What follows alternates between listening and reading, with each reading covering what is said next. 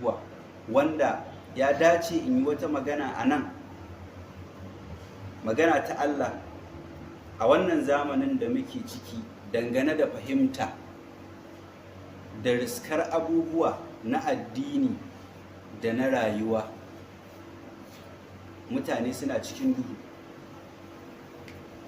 kuma mutane sun kaso kamar haka dangane da fahimtar abubuwa na addini da na rayuwa. Akwai nau'in mutane na farko waɗanda su ne mafiya ɗaukaka daga cikin bayan Allah, su ne zaɓaɓɓin Allah. Ga yadda sifarsu take dangane da fahimtar abubuwa da riskarsu, daga ciki har da shari'ar Allah. Su waɗannan bayan Allah sun zaɓi Allah ne da wa'azantar wanda yake masa a cikin alƙur'ani da hadisan manzon shi sallallahu alaihi wasallama. Shi yasa Allah ya girmama su ta fuskar fahimta da wannan yanayin da za mu faɗa. Wato ba sa cikin masu iradi an bikirillah, ba sa cikin masu bijirema ambatan Allah, ba sa cikin waɗanda suke yin wato fito na fito da addinin Allah da shari'arsa. Yadda sifarsu take dangane da fahimtar abubuwa da idrakinsu shine idan daidai da daidai suka haɗe guda biyu saboda zurfin fahimtarsu ta imani da Allah ya ba su, suna iya tantance wace daidai ta fi uwarta. Idan kuskure da kuskure suka haɗe masu, to Allah cikin rahamar shi da tausayi gare su za su iya fahimtar wace kuskure ce ta fi uwarta. Shi yasa a lokacin da daidai guda biyu ta haɗe, to su suna gane ga daidai da tafi, don haka ita ya kamata su bi. Idan kuskure guda biyu ya haɗe masu a cikin al'amari na addini ko rayuwa ta yau da kullum, za su iya fahimtar wannan kuskuren shi ya fi girma, don haka shi ya fi cancantar mu kauce mawa sama da wannan. To waɗannan su ne manyan bayan Allah da ba a taka wannan matakin, wallahi sai in mutum yana da wasu sufi kamar haka.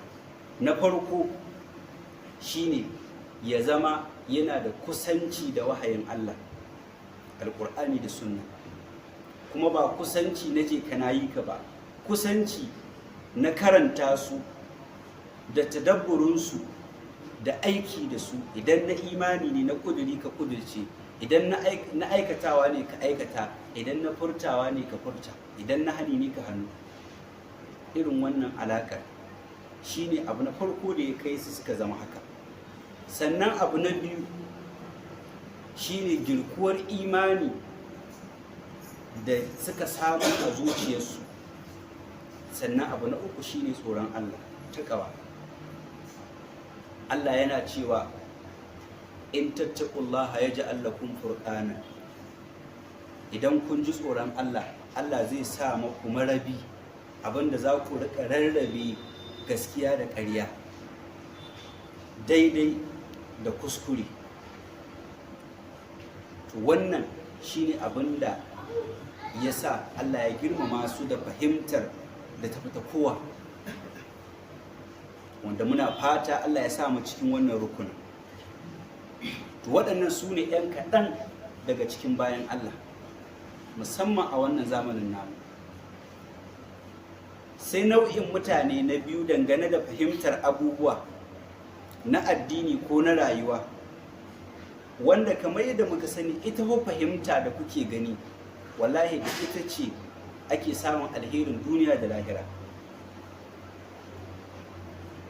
Tunda in baka fahimci daidai ba, ta ya za a ka bita? In baka fahimci kuskure ba, ta ya za a ka kauce mashi? Da haka fahimta babban al'amari ne.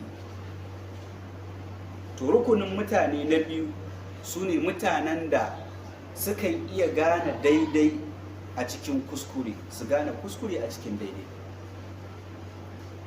su iya matakin da suke tsayawa kenan. Idan kuskure da daidai ta haɗu, za su iya gane daidan su bita, su gane kuskuren su kauce mata.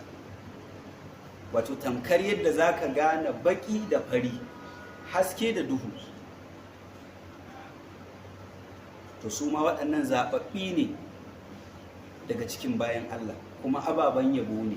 Su inda suke da bambanci da waɗancan na farko, su waɗannan na biyu inda daidai guda biyu za ta haɗe, to ba sa iya gane wace ce tafi zama daidai akan ‘yan uwarta. Sannan in kuskure guda biyu ya haɗe masu, ba sa iya tantance wane ya fi wani. Ina fata an fahimta, shi ne bambancinsu. Abinda dai za ka gane, duk wanda yake mataki na farko, to dole sai da ya taka martabar mataki na biyu. Amma duk wanda yake mataki na biyu a fahimta, ba fa zai iya gane abinda na farko ya gane ba dangane da fahimtar addini ko rayuwa. To su ma waɗannan ababen yabo ne. To sai na uku, rukuni na uku, su ne mutanen da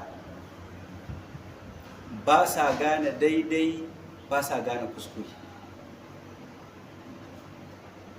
To a yau kuma wallahi irin waɗannan mutanen suna da yawa, ba su gane daidai, ba su gane kuskure. To mun faɗi dalilin da waɗancan rukuni na farko yasa suka zama yadda suka zama da girmamawa da Allah ya yi musu. To su kuma waɗannan rukuni na uku suna da sharri, kuma halin da suke ciki sababi ne na halakar su duniya da lahira, saboda ba sa gane daidai, ba sa gane kuskure hatta a cikin addini. To me ya kai su ga haka? Abin da ya kai su ga haka shine iradi an dinillah, bijirewa akan addinin Allah, halin ko in kula ba ruwansu da addinin Allah. Waɗancan kusantar wahayin Allah shine mataki na farko da ya kai su ga haka. To su kuma waɗannan kishiyar haka, bijirewarsu ga addinin Allah da bin san zuciya da fifita duniya akan lahira.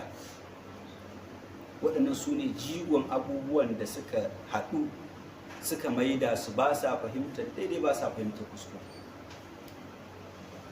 Dalili na hudu kuma akwai yawan saban Allah. Da dama annabi sallallahu alaihi wasallam yana cewa duk lokacin da bawa ya yi zunubi, za a yi mashi ɗigon baƙi akan zuciyarsa. Idan ya tuba za a goge, idan bai tuba ba za a bashi, in ya ƙara wani za a ƙara ɗigo. Manzan Allah sallallahu alaihi wasallam ya ce har lokacin da zunubi zai yawa ga wannan bawa, ana ɗiga zunubi, ana ɗiga baƙin har sai baƙin ya rufe zuciyar shi kirif. Ya fassara wannan rufewar zuciyar da faɗar Allah, kalla bar rana ala qulubihim ma kanu yaksibun. Allah ya ce bari zukatansu ne suka yi tsatsa saboda zunubai da suke aikatawa. To a ci gaba da hadisin sai annabi sallallahu alaihi wasallam ya ce yayin da zuciyarsu nan ta rufe, la ya'rifu ma'rufan wa la yunkiru munkaran, shine ash-shahid. Ba sa fahimtar daidai, ba sa fahimtar kuskure. To su ne masu mataki na uku, wanda a yanzu ka tsaya kai nazari ga jama'ar mu, wallahi kana samu da yawa daga cikin al'ummar mu wannan matakin suke.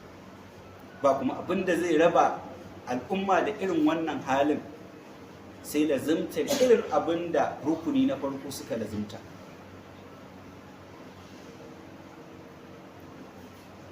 To sai mataki na hudu na ƙarshe, wanda ya fi kowane sharri, ya fi kowane kasancewa sababin halakar bawa duniya da lahira, shine rukunin mutanen da suke qalbul haqa'iq, juyawa da birkita al'amarin.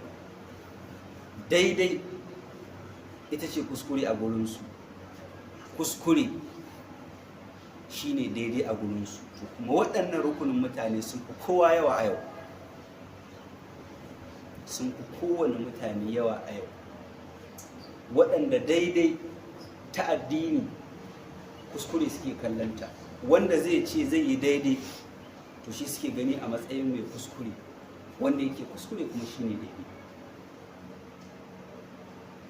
Shi ya sanya za ka ga a yau batattu da masu kira akan bata sun fi kowa mabiya a duniya.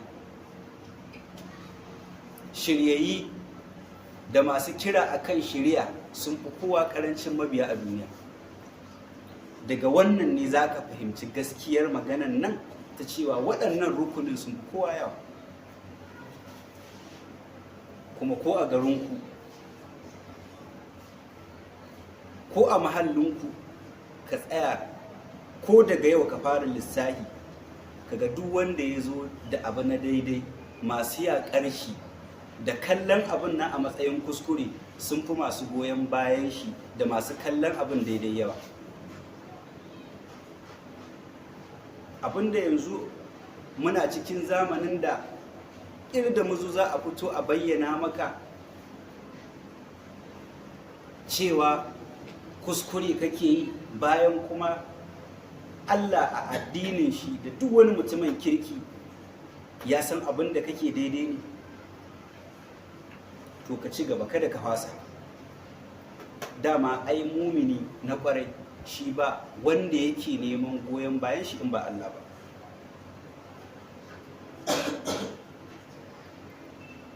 Ba kuma wanda yake tsoron kubcewar goyon bayan shi in ba Allah ba. Shi muminin kirki daga lokacin da ya samu goyon baya da yarda daga gurin Allah, to sai rasa kowa ma bai damu ba. Wani makaɗin Hausa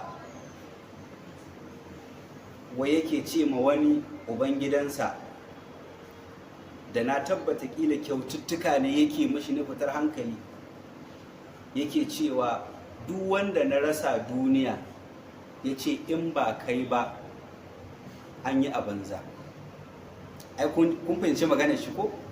Ka ji fa mutum ne dan uwan shi yake cewa duk wanda ya rasa duniya in dai ba wani ba to an yi a banza. To mutum ne zai faɗi haka ga dan uwan shi mutum. To me tsammanin ka ga imanin mumini dangane da ubangijinsa? Ai shi ya cancanta ya ce duk wanda ya rasa in dai ba Allah ya rasa ba to an yi a banza. Wannan shine nagartaccen imani. Inda za ka sami yarda kowa ka rasa ta Allah, to nan kuma kayi a banza kai. Allah shi inganta imaninmu, shi kuma kyautata shi. Allah ya sa mu cikin shiryayyu masu shiryarwa, kada ya sa mu cikin batattu masu batarwa. Abinda muka karanta na daidai Allah shi ba mu ladar, na kuskure Allah shi yafi mana. Wa sallallahu wa sallama ala nabiyina Muhammadin wa ala alihi wa sahbihi ajma'in. Wassalamu alaikum wa rahmatullahi wa barakatuh.